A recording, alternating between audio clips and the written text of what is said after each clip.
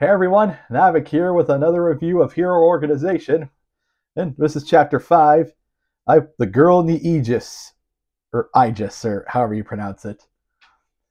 And I'll say this before I talk about what goes on in the chapter, it is, a lot of these like post-Chapter 3, okay, so it's only been 2 so far, but Chapters 4 and 5 have been pretty slow, in terms of and lacking a big wow factor, which yeah, I guess that would happen after the first 3 chapters, especially with all the twists in those chapters. Not to say that these chapters are bad. Chapter 4 and 5, they seem to be doing the whole thing of setting up the supporting cast that's going to be along with Leo on his journey, and possibly he die if this series goes really dark. But yeah, as we continue on for the last chapter, we see Elias meeting Millie, the daughter of the medic that Ryu saved back in Chapter 2. And I already like her for reasons we'll get into, but we're also introduced to another member of the supporting cast who I think might end up being one of my favorite characters, based in his presence alone, Klin Bigman, and who claims he's going to be the top graduate of East Point. And yeah, his name is Big Man, even though he's short as hell.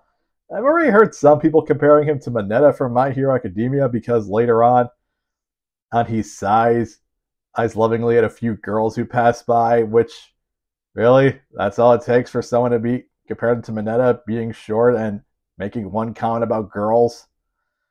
But then again, people hate on Mineta to an unreasonable degree, so I really hope that doesn't happen to Klin. And because so far he seems pretty fun. And yeah, Klin and Millie already know Leo's reputation being the son of the hero Ryu Tyler. And yeah, we see that Millie is a bit awkward in this chapter. She greets Leo. And yeah, we see that Millie is pretty adorable. She just wanted to be it. She's just a big nerd who wanted to be inside the cockpit of a zoo lab. Have like her hero. And yeah, her big cool entrance was just her trying to keep it cool, though she goes into embarrassment. But it seems to hint that she notices there's something off about Leo compared to Ryu. And the rest of the chapter is basically about slowly introducing the rest of the cast. We don't really have names for them, but based on their designs, we are probably going to learn a lot about them, and which includes the 3 key figures is that Ryu's going to have to get acquainted with before he brings them down. And we see this big burly. We start to see some cast members who I assume are going to be more fleshed out in future chapters, including this big burly gym instructor dude. Even this guy, who kind of looks like Emmy, kind of looks like the male protagonist of Fate Grand Order, or this dude who kind of looks like he's out of a boxing manga. Yeah. Oh, and of course, someone who I assume is going to become a fan favorite. This lady, with a badass scar, a cyborg arm, and she apparently goes to the Shoto Aizawa school of mentoring, since he says that she's going to expel them.